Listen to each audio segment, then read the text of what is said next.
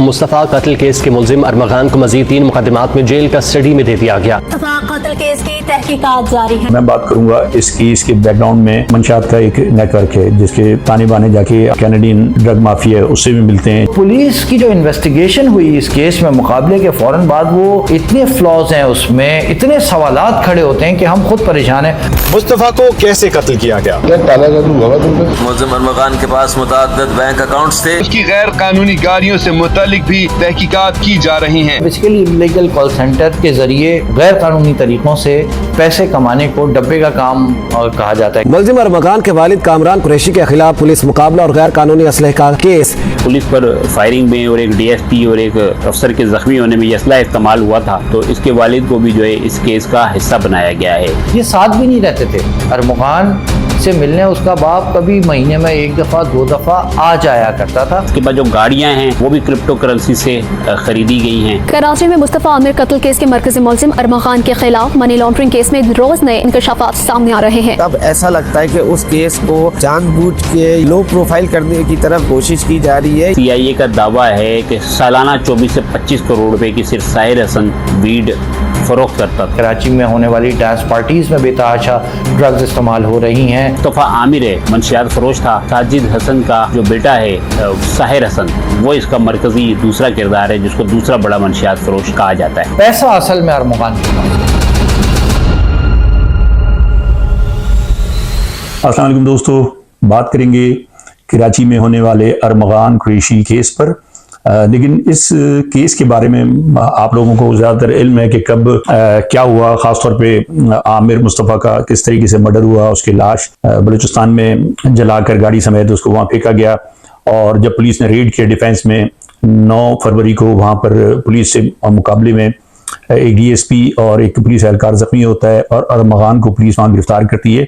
और पुलिस का दावा था कि 64 कंप्यूटर वहाँ से बरामद किए। इस सिलसिले में बहुत सी चीज़ें हैं और बहुत सी गलतफहमियाँ, बहुत से तजाद हैं पुलिस के बयान में भी, मीडिया के बयान में भी, और मुलजमान ने भी जो कोर्ट में और पुलिस की इन्वेस्टिगेशन में और पुलिस की कस्टडी में मुलजमान ने दौरान तफ्तीश जिस तरीके से केस को ख़राब करने के लिए अपने बयान तब्दील किए।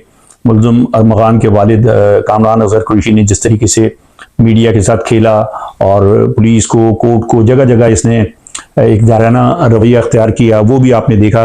लेकिन मैं इन तमाम चीज़ों पे बात नहीं करूँगा। मैं बात करूँगा इस केस के बैकग्राउंड में कुछ ऐसी चीज़ें। वो नेटवर्क था, जैसे मंशियात का एक नेटवर्क है जिसके ताने बाने जाके आप देखेंगे कैनेडियन एक ड्रग माफिया उससे भी मिलते हैं, जो कि पुलिस बता रही है। इसी तरीके से क्रिप्टो करेंसी, मनी लॉन्ड्रिंग और कॉल सेंटर, बहुत सी चीज़ें, जैसे कॉल सेंटर जिसे डब्बा भी कहा जाता है, इस टाइप की बहुत सी चीज़ें जो बैकग्राउंड में चल रही हैं और चल रही थी। और ये 3 से 5 लाख डॉलर हर महीने ये काम कर रहे थे उसका। और अंदाज़ा लगाएं कि ये कितनी बड़ी रकम है। अगर आप इसको कन्वर्ट करें पाकिस्तानी रुपयों में तो आपको अंदाज़ा हो जाएगा कि ये अरबों रुपए का एक गेम था। और पुलिस की तफ्तीश के मुताबिक 200 मिलियन डॉलर की इसमें मनी लॉन्ड्रिंग भी हुई है। तो इस सिलसिले में मैंने बात की है उन जर्नलिस्ट से जिन्होंने बहुत करीब से इस केस को कवर किया है और उसमें पुलिस की मदद भी की है, और उन्होंने कुछ खोज भी लगाए हैं। और इसमें मंशियात का नेटवर्क किस तरीके से काम कर रहा है उस पर इन्होंने बड़ा काम किया है। मनी लॉन्ड्रिंग किस तरीके से हो रही है, और पुलिस के साथ साथ ये मीडिया के वो लोग हैं जिन्होंने खुद भी ज़ाती तौर पे बड़ी एक मेहनत से इस नेटवर्क पे काम किया है। तो मैंने उनसे कुछ सवालात रखे थे जिसके उन्होंने जवाब भी दिए, तो मैं आपके साथ वो शेयर करता हूँ। अरमगान केस की इब्तिदा तो दरअसल उस वक्त हुई जब अरमगान ने मुस्तफ़ा आमिर को किडनैप किया। इसकी जानिब से इसकी वालदा की मुद्दत में एक FIR दर्ज हुई मुस्तफ़ा आमिर के अगवा की। डिस्ट्रिक्ट पुलिस उसको इन्वेस्टिगेट कर रही थी, नहीं कर पाई सही से। इन द मीन टाइम एक तावान की कॉल जो है वो मुस्तफ़ा आमिर की वालदा को, पेरेंट्स को मौसूल हुई, उसमें उनसे तावान तलब किया गया। और उसके बाद आप बेहतर जानते हैं, सीनियर पुलिस ऑफिसर रहे हैं आप, कराची में बड़ा काम किया है आपने, तो वो वो फिर केस चला गया CIA के पास, एंटी वायलेंट क्राइम सेल में, और उसके बाद फिर पुलिस ने अपनी तहकीकात का आगाज़ किया। यहाँ तक कि जो पुलिस बताती है वो ये कि जी हमें इत्तला मिली कि अरमगान जो है वो अपने घर में मौजूद है, और हम फिर उसकी गिरफ्तारी के लिए वहाँ गए तो पुलिस मुकाबला शुरू हो गया। लेकिन मुझमें कुछ फ्लॉज हैं फयाज भाई, मतलब उन पर बात करनी चाहिए, हो नहीं रही है। अब देखें, जब आप जानते हैं कि पुलिस में मुख्तलिफ उस ज़ेली शोबा जात होते हैं। अब एक शोबा है ऑपरेशन का, जब इस किस्म के कोई ऑपरेशन होते हैं तो उमूमी तौर पे भेजा जाता है ऑपरेशनल पुलिस को। लेकिन मेरी इत्तला ये है कि वहाँ DSP एहसन जुल्फ़िकार जो ज़ख्मी हुए इसके घर के बाहर ख़याबान मोबिन में मुकाबले के दौरान, तो वो मेरे ख्याल से वो ऑपरेशंस में नहीं है, वो एडमिनिस्ट्रेशन में है शायद DSP। तो अगर ऐसा है तो ये तो फिर मैं उल्टा आपसे सवाल करूंगा कि ऐसा क्यों हो सकता है, आप मुझे समझाएं। लेकिन बहरहाल इसके साथ पुलिस ने इस मुकाबले के बाद और इस मुकाबले के दौरान बड़ी ऐसी चीज़ें की हैं जो इससे पहले मैंने होती भी नहीं देखी। इतने अरसे से हम भी क्राइम रिपोर्टिंग कर रहे हैं, कराची में मुकाबले कवर करते रहे, बड़े मुकाबले कवर किए हैं, आप लोगों के साथ बड़े मुकाबले कवर किए हैं। एक मुकाबला होता है, एक मुल्ज़िम गिरफ्तार हो जाता है और उसके बाद पुलिस वहाँ से तमाम एविडेंसेस कलेक्ट नहीं कर पाती। यानी कि वहाँ से अगर आप मैं बात करूँ कि कॉल सेंटर में गए, वहाँ से लैपटॉप्स लिए चले गए, लेकिन उसके बाद जब FIA की टीम 1.5-2 महीने बाद जाती है तो उन्हें फिर 16 लैपटॉप्स मिल जाते हैं। तो इस 16 लैपटॉप्स दोबारा कहाँ से आ गए, बड़ा सवाल है। फिर उस इन्वेस्टिगेशन मतलब इसमें जब इसको गिरफ्तार कर लिया तो उसके बाद फौरी तौर पर FIA के हवाले नहीं किए लैपटॉप्स, इसके मोबाइल फ़ोन फौरी तौर पर हवाले नहीं किए। कई हफ्तों के बाद जाके पुलिस ने FIA को ये लैपटॉप्स दिए, और अब मेरे तरह जो FIA में वो कहते हैं इसमें कुछ है ही नहीं। तो ये एक बड़ा सवालिया निशान है कि ये वहाँ से जो शवाहिद हासिल किए गए थे वो पुलिस दबा के क्यों बैठी हुई थी, उसको आगे क्यों नहीं भेजा। फॉरेंसिक देखें आप उस वेपन का जिससे फायरिंग हुई और उसके अलावा जो वेपन वहाँ से बरामद हुआ वो किधर, मतलब उसकी जो फॉरेंसिक होनी थी वो उसमें इतनी ताखीर क्यों। तो पुलिस की जो इन्वेस्टिगेशन हुई इस केस में मुकाबले के फ़ौरन बाद, वो इतने फ्लॉज हैं उसमें, इतने सवालात खड़े होते हैं कि हम खुद परेशान हैं। और हम जैसे सहाफ़ी जिन्होंने सवालात करने हैं, जब वो इजाज़त मांगते हैं कि जी पुलिस अफसरान से कि हमें इस सब्जेक्ट के ऊपर, इस मसले के ऊपर कुछ सवालात करने, तो उन्हें पता है कि हमने उनसे जेन्युइन सवाल करने, वो फिर भागते हैं, वो हमें टाइम नहीं देते। बहरहाल ये मैंने आपको मुख्तसर बताने की कोशिश की है कि क्या क्या हुआ, कैसे हुआ और क्या फ्लॉज हैं। पुलिस ने जो है रिवायती तौर पर पुलिस जब किसी के पास शिकायत लेके जाएं तो पुलिस सबसे पहले लापता होने वाले के बैकग्राउंड पे जाती है। पुलिस जब इसके बैकग्राउंड पे गई तो पुलिस को एक मुकदमा मिला जो एंटी नारकोटिक्स फोर्स में दर्ज था, और उसमें जो है मुस्तफ़ा आमिर गिरफ्तार हुआ था। तो पुलिस ने इस मामले को रवायती तौर पर वैसे ही लाइट लिया जैसे अमूमन लाइट लेती थी, और इस केस को जो है ये समझा कि इसको कोई इदारा ले गया और इदारों में ख़त किताबत शुरू की। लेकिन ये फिर वक्त गुज़रा और अरमगान को जब मुश्तबा जान के इसके बंगले पे छापा मारा, फायरिंग हुई, तबादला हुआ, फिर अरमान गिरफ़्तार हुआ, रिमांड हुआ और जेल कस्टडी हुई, फिर दोबारा रिमांड हुआ।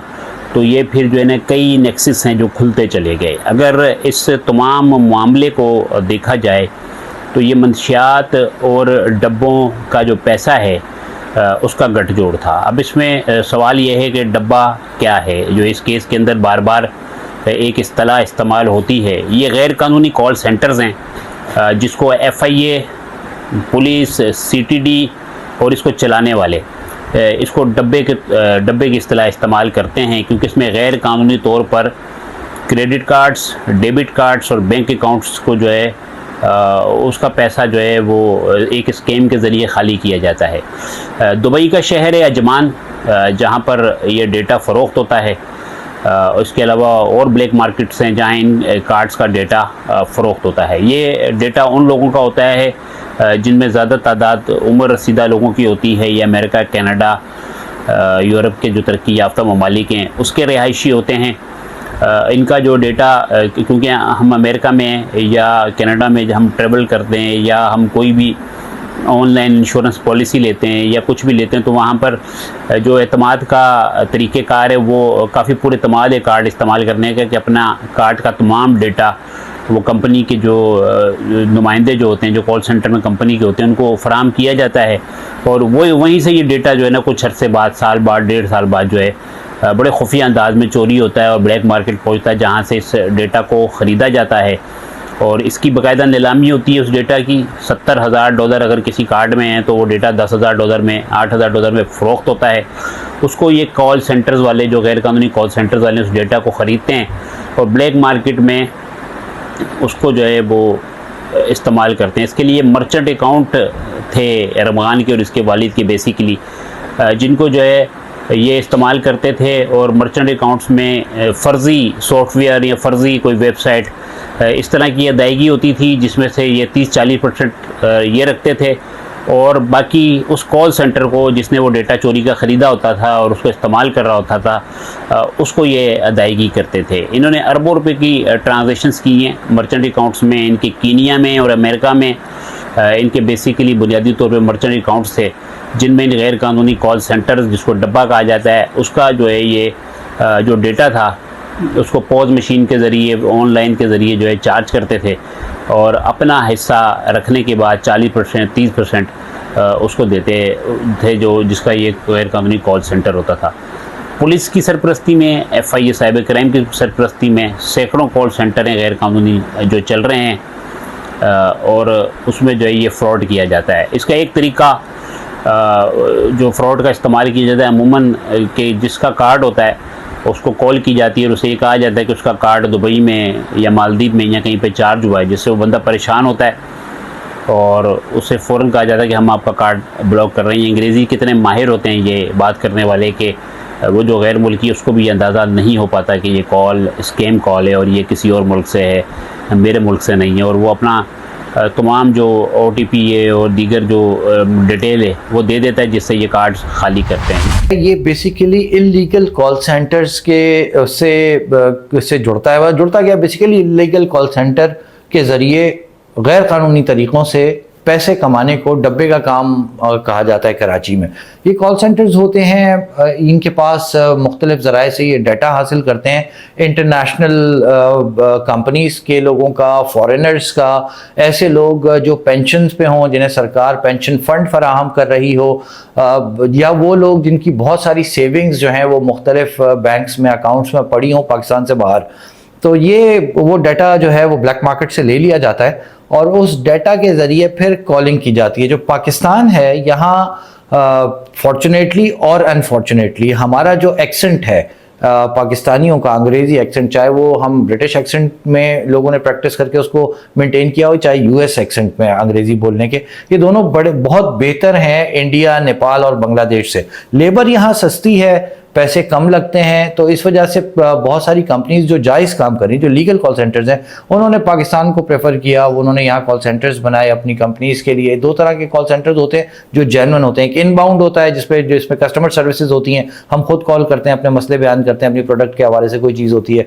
फॉर एग्जाम्पल हम किसी मोबाइल कंपनी पे के कॉल सेंटर पे कॉल करते हैं तो वो इनबाउंड है, हम उनसे बताते हैं भाई हमारा ये पैकेज कर दो, या हमें फ़ोन, हमारी सिम में ये मसला आ रहा है, इस तरह की चीज़ें। एक आउटबाउंड है, इसमें चीज़ें बेची जाती हैं और ये सबसे ख़तरनाक है। ये जो कॉल सेंटर बनाया हुआ था अरमगान ने, ये बेसिकली आउटबाउंड कॉल सेंटर था और इस कॉल सेंटर के ज़रिए बाहर लोगों को कॉल करके पॉन्जी स्कीम्स दी जाती थी, उनको मुख्तलिफ तरह की ऑफ़र्स की जाती थी कि जी आप अगर हमारे पास पैसे इन्वेस्ट करेंगे तो हम आपको इतना प्रॉफिट देंगे, आपको इतना फ़ायदा होगा, लोगों को लालच दी जाती थी।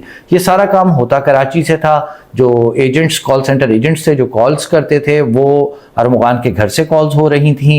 ये तमाम एजेंट्स, इनके कवर नेम्स थे। फॉर एग्जांपल जूमा नाम की एक लड़की है, इस केस में उसका नाम आ रहा है जूमा ओलिविया, उसको कह रहे हैं। ओलिविया उसकी उर्फियत है, यानी कॉल सेंटर में दिया गया नाम था जब वो कॉल करती थी, तो ओलिविया के नाम से लोगों को अपनी शिनाख्त करवाती थी। और इसके नतीजे में फिर अगर कोई राज़ी हो जाता था तो वो अपने ATM, वो जो वीज़ा कार्ड्स हैं, बैंक अकाउंट्स हैं, उसकी डिटेल्स जो हैं वो इनके हवाले कर देते थे।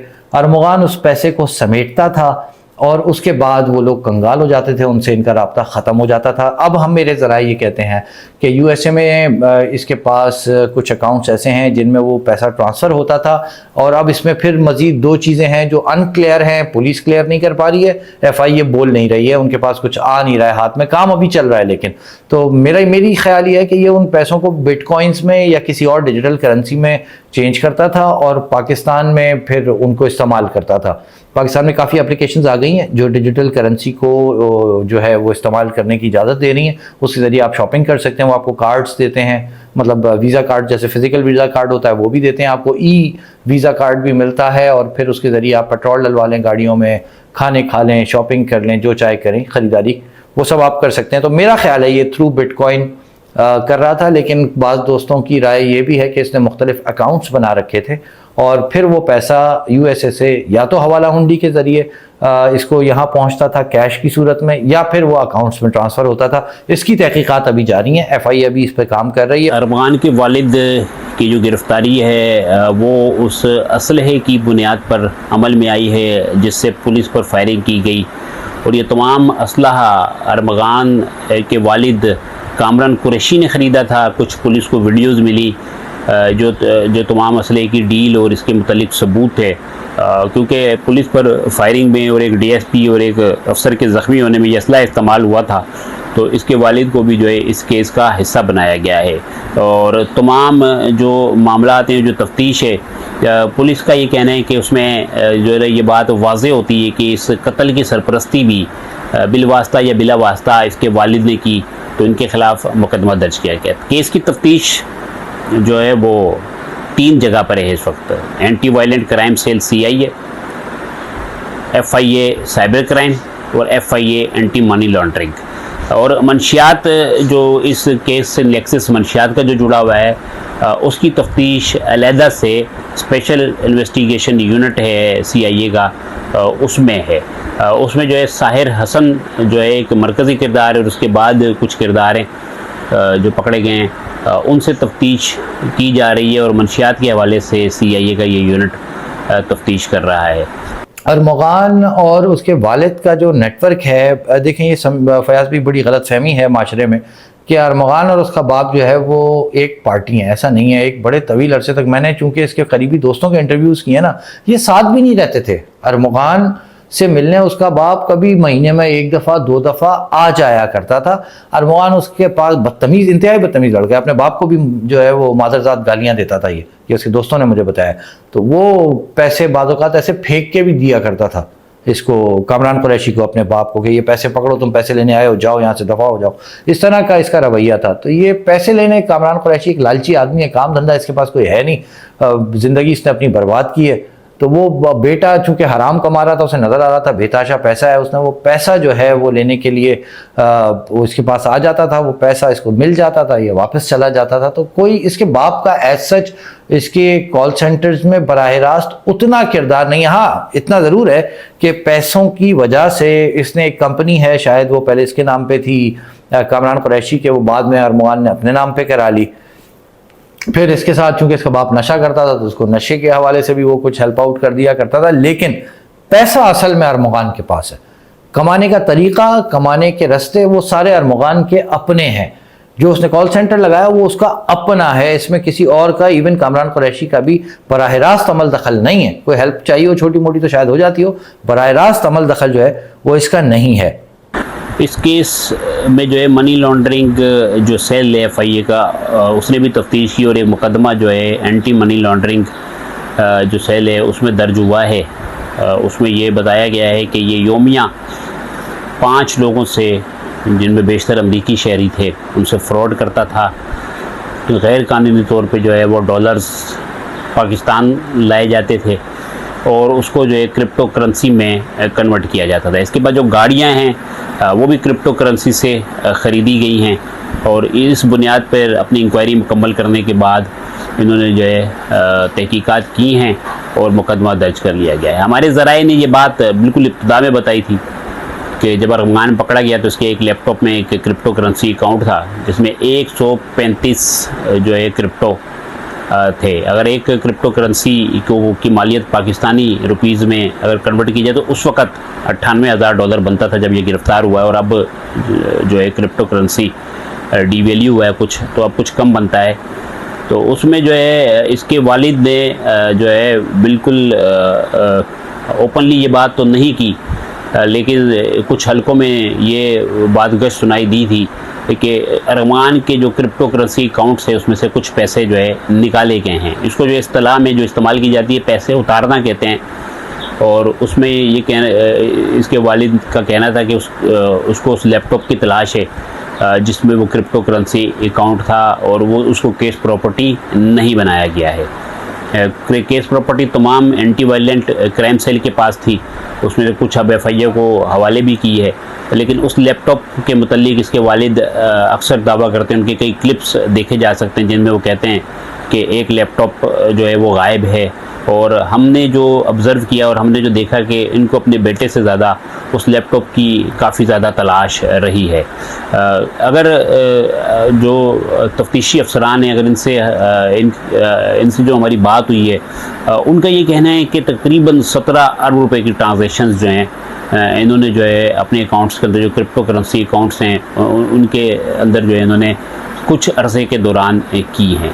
अगर इनका बैकग्राउंड देखा जाए तो नहायत मिडिल क्लास घराने से ताल्लुक़ था इनका, और ये डिफेंस में किराए के फ्लैट में रहते थे और दिनों में महीनों में इनका लाइफस्टाइल बदल गया और इनका बुरा वक्त आया कि अरमगान ने मुस्तफ़ा आमिर को कत्ल कर दिया और अरबों रुपए की जो आमदन थी, जो सरासर गैर कानूनी थी, सरासर गैर अखलाकी थी, वो भी पकड़ी गई और ये मंजर आम पर भी आया और एक बहुत बड़ा स्कैंडल जिसकी हम डब्बों की बात सुनते थे और डब्बों की बात हम करते थे, लेकिन कभी इसके ऊपर कोई एक्शन हमें नज़र नहीं आया था। ये भी जो है ज़र आम हुआ और लोगों को अब पता चला कि इन कॉल सेंटर्स में, तमाम कॉल सेंटर गैर कानूनी नहीं होते, कुछ कानूनी के कॉल सेंटर भी यकीनन कराची में हैं जो अपना लीगल काम कर रहे हैं। बहुत क्लियर है, बहुत क्लियर है। आपको मैंने अभी शुरू में बताया, लैपटॉप्स आपने उठाए, आपको फौरी तौर पे वो दे देना चाहिए था, या FIA को आप कॉल करते कि आओ भाई यहाँ हमें कॉल सेंटर नजर आया है। किसको नहीं पता है? DIG CIA को नहीं पता है, SSP ABCC को नहीं पता है, वहां पहुंचने वाले DSPs को, इंस्पेक्टर्स को नहीं पता है कि कॉल सेंटर क्या होता है। सबको पता है कि कराची में डब्बे का काम, इलीगल कॉल सेंटर्स का काम कॉमन है। जब आपको नजर आ गया था तो इन्हें चाहिए था FIA की टीम को फौरन बुला लेते ना, FIA के साथ ज्वाइंट इन्वेस्टिगेशन करते ना, इस मुल्जिम से FIA को भी एक्सेस देते ना कि वो इस मुल्जिम से बातचीत करती है, वो उसके लैपटॉप्स खोलते। नहीं किया। 1.5-2 महीने दबा के रखे हैं लैपटॉप्स पुलिस ने और उसके बाद फिर हवाले किए FIA के। जॉब FIA कह रही है इसमें कुछ है ही नहीं। तो क्या हम ये समझें कि पुलिस ने उन लैपटॉप्स के अंदर कोई ऑल्ट्रेशन की है, उसके अंदर कुछ चीजें गायब कर दी हैं? ये गुमान जाता है, ये शक कर सकता है आदमी कि इतने अरसे तक FIA को ये इतनी कीमती चीजें, इतनी अहम चीजें, इतने अहम शवाहिद जो मनी लॉन्ड्रिंग के हवाले से बन सकते थे, एक प्रॉपर FIR बन सकती थी, इलीगल कॉन्सेप्ट। फिर उसके बाद इसके टैक्सेस के मामला जो हैं वो FBR के थ्रू चेक किए जाते कि इतना पैसा, फिर वो पैसे किस जगह पे इन्वेस्ट हुए हैं, उन कारोबार को फॉलो करना। लेकिन नहीं हो सका, सिर्फ इसलिए कि पुलिस ने लैपटॉप्स हवाले नहीं किए। क्यों? यकीनन मालाफाइड इंटेंशन है। क्या है इसका जवाब देने के लिए हम जब जाते हैं तो पुलिस अफसरान हम जैसे साहबियों को जवाब देने से गुरेज करते हैं। उन्हें पता है कि हमने एक कड़क सवाल उनसे करने, इन सख्त सवालात के जवाबात उनके पास होने नहीं है। जैसे जैसे वक्त गुजरता जा रहा है और उस मुस्तफ़ा आमिर केस में वैसे वैसे जहाँ जहाँ डेवलपमेंट्स की बात की जा रही है कि डेवलपमेंट्स होती जा रही है, वहीं जो है वो लैक ऑफ एविडेंसेस की जो है वो भी सामने आ रहे हैं, जिसका सबूत प्रोसिक्यूशन की जानिब से IG सिंध को लिखे जाने वाला वो ख़त है, जिस ख़त में प्रोसिक्यूशन की जानिब से ये कहा गया है कि जो लैक ऑफ इन्वेस्टिगेशन है उसमें उसकी वजह से जो है वो मुल्ज़िमान जो है वो इस केस में गिरफ्तार मुल्ज़िमान को कहीं ना कहीं जो है वो फ़ायदा पहुंच सकता है। ये मशकूक क्यों लग रहा है? आप देखें ना, ऑडियो लीक्स हो रही हैं। भाई हैं कामरान कुरैशी के, अरमगान के वालिद के, वो ABCC में तैनात हैं, मतलब DIG CIA के पास है वो, और DIG CIA के को वो कॉल भेजी भी गई लोगों ने जो इनकी लीक हुई, जिसमें वो कोई तो सहूलियात देने के हवाले से बात हो रही थी, उसमें किसी शख्स से कोई एक्शन तो नहीं हुआ ना। एक्शन होना चाहिए था, लिया कम से कम इस कदर हाइप जिस केस की हो और इतना सेंसिटिव मैटर हो, उसमें किसी करीबी अजीज़ को मेरा नहीं ख्याल कि CIA में पोस्टेड रखना चाहिए for the merits of the case. ये केस लोगों को ये तासुर जाए कि केस ब्लैक एंड वाइट में सही इन्वेस्टिगेशन हो रही है, तो इतने करीबी अजीज़ को CIA में नहीं होना चाहिए था, उनको कहीं और ट्रांसफ़र कर देना, लेकिन नहीं किया। सज़ा भी नहीं दी, सवाल जवाब भी मेरा ख्याल है कि नहीं किए होंगे। एक बंदा टेलीफोन पे खैर पूरा सहूलियात के हवाले से बातचीत चल रही है, उसमें पैसों के मामलात भी चल रहे हैं, लेकिन नहीं, कुछ भी नहीं हुआ। तो फिर शक होता है, फिर लगता है कि केस में कुछ ना कुछ ऐसा है जो छुपाया गया है। और इसीलिए हम कह रहे हैं कि केस में काफ़ी चीज़ें ऐसी हैं जो मशकूक हैं। एक तरफ देखा जाए तो एक मामूली सा केस था किडनैपिंग का, डिसअपेयरेंस का, उसके बाद वो अचानक से वक्त के साथ साथ जो है वो हाई प्रोफाइल केस बनता है, और हाई प्रोफाइल केस बनने के बाद अब ऐसा लगता है कि उस केस को जानबूझ के या इंटेंशनली या अनइंटेंशनली जो है उस केस को जो है वो लो प्रोफाइल करने की तरफ जो है वो की कोशिश की जा रही है, या वो होता जा रहा है। क्योंकि जब ये केस सामने आया तो यकीनन ये केस एक नॉर्मल केस नहीं था, क्योंकि इस केस ने जो हाइप क्रिएट की उसका जो मेन रीज़न था वो था उस बच्चे की, मुस्तफ़ा आमिर की जो किडनैपिंग थी, और उस किडनैपिंग के बाद उसकी जो उसको ब्रूटली जो है वो उसका मर्डर किया गया, जिस अंदाज में उसको टॉर्चर किया गया, और टॉर्चर करने के बाद जो है उसको जिस तरह से गाड़ी में डाल के ले जाया गया और उसके बाद उसकी लाश को उसको जलाया गया, तो यकीनन जो है वो अपने आप में एक बड़ा सफाकाना जो है वो एक अमल था जो अरमगान की जानिब से किया गया था। और जब ये सारी चीज़ें सामने आती रही तो ये केस मज़ीद जो है वो हाइप क्रिएट करता गया। इसमें जो है CIA का दावा है कि सालाना 24 से 25 करोड़ रुपए की सिर्फ साहिर हसन वीड फ़रोख्त करता था। डिफेंस क्लिफ्टन जो पोश इलाके हैं वहाँ पर ये फ़रोख्त की जाती थी, क्योंकि ये काफ़ी महंगा नशा है यहाँ पर, तो इसको ख़रीदने के लिए जो अमीर लोग होते थे वो इसको इस्तेमाल करते थे। इसको बहुत बड़ा नेक्सस है, ये वहाँ से कैलिफोर्निया से पाकिस्तान लाई जाती है और यहाँ से कोरियर कंपनियों के ज़रिए इनको जो है पहुँचाई जाती थी। तालीमी इदारों में जो मुस्लिम साहिर है उसका ये कहना है कि जाकर फ़रोख्त नहीं करते थे, इन्हीं सोसाइटीज़ में, इन्हीं महफ़िलों में उन तालिब इल्मों से हमारा रब्ता होता था, वो हमारे साथ यही इस्तेमाल करते थे, और इस्तेमाल करने के बाद वो कहीं पे डिलीवरी मंगवाते थे और हम उनको डिलीवरी दे देते थे, और ये जो है वो फिर ख़ुद आगे जो दूसरे तलबा होते थे, तालिबात होती थी, उनको जाके ये देते थे, और इस तरह ये जो मंशियात है वो तालीमी इदारों में पहुंच जाती थी। जो यूनिवर्सिटीज़ की जो टाइमिंग होती थी उसमें भी जब ये नशे के आदि जो तलबा और तालिबात होती थी ये इस्तेमाल करती थी, और इस तरह इनका जो नेक्सस है वो फैलता जाता था, और जो दायरा कार है, हल्का अहबाब है, वो वसी होता जाता था। लेकिन उसका ये कहना है कि बाकायदा किसी तालीमी इदारे में जाके नहीं फ़रोख्त करते थे, उसकी डिलीवरी कहीं पे हम दे देते थे, और उसके बाद जो है हमसे लेने वाला जो होता था वो आगे अपने दूसरे तलबा को फ़रोख्त करता था और उन तक पहुंचती थी, लेकिन हमसे जो लेने वाले थे वो स्पेसिफ़िक वही थे जो हमारे साथ रात की महफ़िलें अटेंड करते थे। असल तो मामला ही फयाज भाई मनशियात का है ना। ये सारे दोस्त जितने भी थे जो दुनिया से चले गए, मुस्तफ़ा आमिर, उनका भी मनशियात के किस्से मौजूद हैं, FIR मौजूद है। फिर ये अरमगान, ये ख़ुद एक अरसे तक ड्रग डीलिंग में इन्वॉल्व रहा है, उसके साथ इसने मनशियात का बेतहाशा इस्तेमाल शुरू कर रखा था। ये बड़ा गोल्डन कस्टमर था वीड बेचने वाले लोगों का, महंगे दामों पे ख़रीदता था और अक्सर ख़रीदता था। तो जब इस केस की इन्वेस्टिगेशन शुरू हुई तो ये देखा जा रहा था कि मनशियात में कौन कौन लोग हैं जो अरमगान से राब्ते में हैं और किस तरीके से इसको जो है ये इम्पोर्टेड वीड मिल रही है। तो इस इन्वेस्टिगेशन में फिर स्पेशल इन्वेस्टिगेशन यूनिट ने जब काम शुरू किया तो वहाँ साहिर का नंबर इनके पास आया। इन्होंने फिर लोकेटर की मदद से उसको हुक किया, उसके घर पे रेड किया। मुझे भी मौका मिला कि मैं उसका इंटरव्यू कर सकूं, तो पता चला कि जी वो तो अच्छा खासा बड़ा ड्रग डीलर है, ना सिर्फ इंपोर्ट करा के वीड बेच रहा है बल्कि घर में उगाने की भी उसने काफ़ी कोशिशें की हैं, गमले शमले रखे हुए हैं।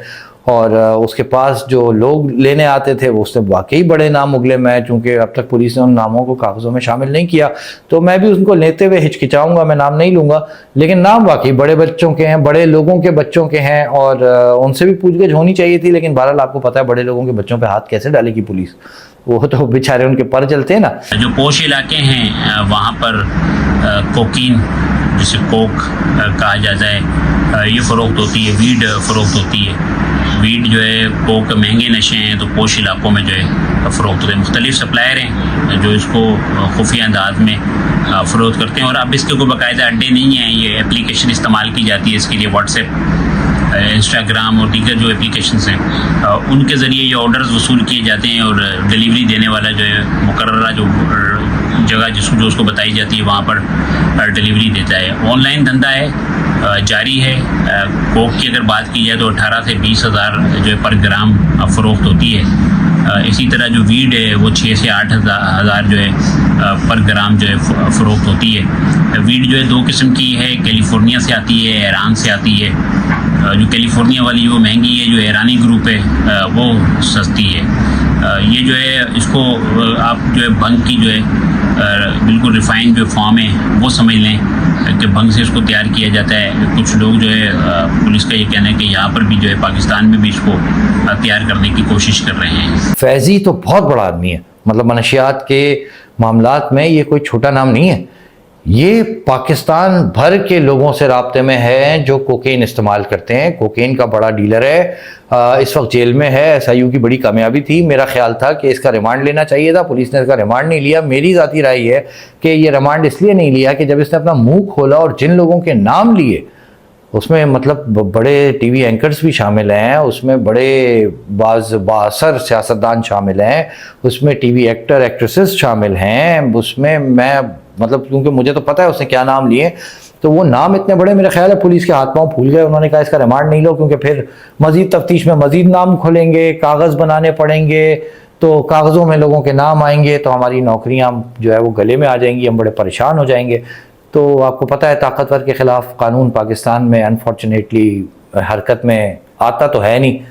तो इसमें भी यही हुआ, उसने बड़े बड़े नाम लिए, इन्होंने उसको फ़ौरन जेल कस्टडी करा दिया और अभी तक वो तमाम चीज़ें जिन्होंने सुनी बस उन्हीं को पता है। सरकार के कागज़ों में, पुलिस के कागज़ों में किसी का नाम नहीं आ सका। ये बड़ा नेटवर्क है और मैं इस पर काम भी कर रहा हूँ और मेरी कोशिश है कि मैं जल्द इस नेटवर्क को बेनकाब करूँ कि कौन लोग हैं जो कराची में कोकेन पहुंचा रहे हैं। इससे कोई 150 ग्राम मेरे ख्याल से कोकेन रिकवर हुई थी, अच्छी बड़ी तादाद है ये। इसने बताया था कराची में 20,000 रुपये, मतलब 18 से 20,000 रुपये पर ग्राम बिक रही है।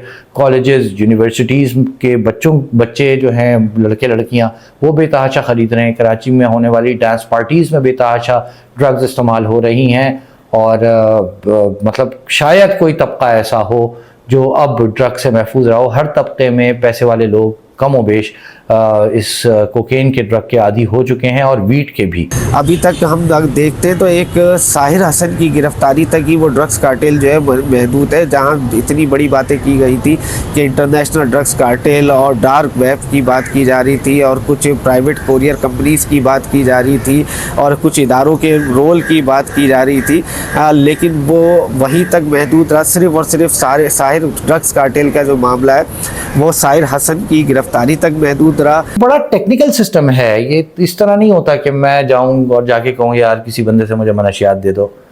ऐसा भी है लेकिन शायद बहुत कम है। ये सारे व्हाट्सएप के थ्रू राब्ते होते हैं और उन राब्तों के बाद एक मुलाकात का कोई पॉइंट होता है, वहाँ पे लोगों ने राइडर्स रखे हुए हैं, डीलर्स हैं मनशियात के, वो जाकर फिर जिस बंदे को चाहिए होती है उससे फ़ोन पे व्हाट्सएप पे रब्ता करके उसको दे के पेमेंट्स अक्सर बैंक अकाउंट्स में ट्रांसफ़र होती है, कैश में डीलिंग ना होने जितनी होती है। तो जो तालीमी इदारों के बच्चे हैं ये ड्रग्स यूज़ कर रहे हैं, इसमें कोई शक नहीं है, लेकिन ऐसा नहीं है कि तालीमी इदारों के अंदर जाके बिक रही हो। तालीमी इदारों के बच्चों को तालीमी इदारों के बाहर फराहम कर दी जाती है और यकीनी तौर पे ना सिर्फ इलाका पुलिस को इस चीज़ के हवाले से काम करना चाहिए बल्कि दीगर इदारे हैं। सिंध का excise and narcotics control department है, कोई कारकर्दगी अच्छी नहीं है उनकी। पूरे शहर में नशा बिक रहा है, इनको पता ही कुछ नहीं है कि मतलब आंखें बंद करके बैठे हुए हैं, कार्रवाई करना जो इनका फ़र्ज़ है उससे रूगर्दानी कर रहे हैं, काम नहीं कर रहे हैं। यकीनी तौर पे पैसा कमा रहे हैं मैं कह सकता हूँ, क्योंकि ऐसा नहीं हो सकता कि शहर की फुटपाथों पे, शहर के कब्रिस्तानों में, शहर के नदी नालों के साथ हीरोइनची बैठे हुए हों, हीरोइन के आदि अफराद की भरमार हो इस शहर में जगह जगह पे, यानी कि हीरोइन बिक रही है, इस बात का सबूत है और सिंध नारकोटिक्स कंट्रोल डिपार्टमेंट के हाथों कोई गिरफ्तार नहीं हो रहा। तो क्या ये अंधे हो गए हैं, इनको नज़र नहीं आ रहा है? और कराची के पोश एरियाज़ में वीड, MDMA, LSD, इसके साथ कोकेन जैसे केमिकलाइज्ड ड्रग्स और ऑर्गेनिक ड्रग्स जो हैं वो बिक रहे हों, धड़ल्ले से इस्तेमाल हो रहे हों और उसके ख़िलाफ़ गिरफ्तारियाँ नहीं हो रही, तो हम कह सकते हैं कि इदारों में काली भीड़ें शायद किसी न किसी दर्जे में सरपरस्ती कर रही हैं कौम के नौजवानों की रगों में जहर घोलने वालों की। इसके साथ जो जुड़ा है वो मंशियात का नेक्सस जुड़ा है, क्योंकि जब ये पैसा आता है तो इसको जो है नाइट डांस पार्टियों में और मंशियात की जो इस्तेमाल है उसमें अय्याशी में ख़र्च किया जाता है। तो ये जो मुस्तफ़ा आमिर है बेसिकली ये एक मंशियात फ़रोश था जो SSP स्पेशल इन्वेस्टिगेशन यूनिट है जो मंशियात के हवाले से इस केस को देख रहे हैं। उनका ये कहना है, उनका ये मानना है कि मुस्तफ़ा आमिर जो है वीड जो पाकिस्तान में गैर कानूनी और बहुत सारे मुल्कों में जो है कानूनी भी है, उसका सबसे बड़ा सप्लायर था मुस्तफ़ा आमिर। ये जो है दो और लोगों से जो इस्लामाबाद में बैठे हुए हैं, लाहौर में बैठे हुए हैं, बादल और एक दूसरा नाम दानिश, उनसे ये लेते थे और लेने के बाद जो है कोरियर के ज़रिए लाहौर इस्लामाबाद से आती थी और मुस्तफ़ा आमिर उसको जो है बेचता था। और उसका जो दूसरा बड़ा किरदार है वो अदाकार साजिद हसन का जो बेटा है साहिर हसन, वो इसका मरकज़ी दूसरा किरदार है जिसको दूसरा बड़ा मनशियात फ़रोश कहा जाता है। जिस दर्जे से और जिस सख्ती के साथ इन मनशियात फ़रोशों के ख़िलाफ़ बाकायदा ऑपरेशन होना चाहिए और सिर्फ कराची में नहीं पूरे पाकिस्तान में होना चाहिए, वो होता अनफॉर्चुनेटली हमें दिखाई नहीं दे रहा। दोस्तों, उम्मीद है आज का वीडियो आपको पसंद आया होगा और अपने कमेंट्स में राय ज़रूर दीजिएगा। अल्लाह हाफिज़।